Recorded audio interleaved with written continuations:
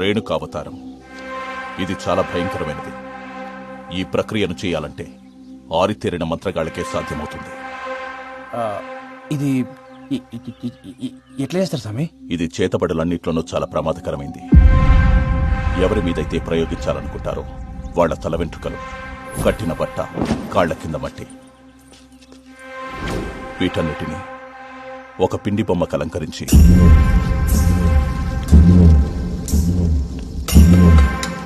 అప్పుడే పుట్టిన పసికందు బొడ్డు పేగుతో పాటు ఒక ప్రాణి కలైపరాన్ని మట్టిలో కలిపేస్తారు.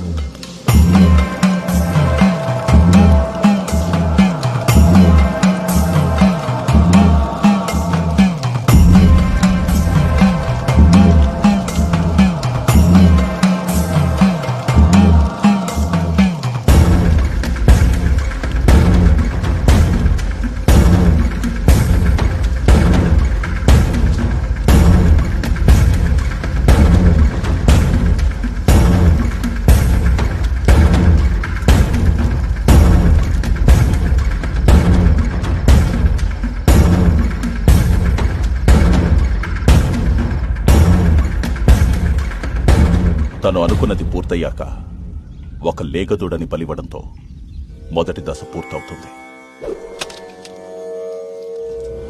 తర్వాతి దశ ప్రయోగించిన వాడి ప్రాణాలు కాపాడుకోవడానికి చేసే ప్రక్రియ.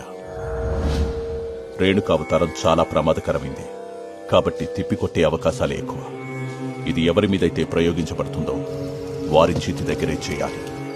తనవి కాని పాదరక్షలు మాత్రమే ధరించి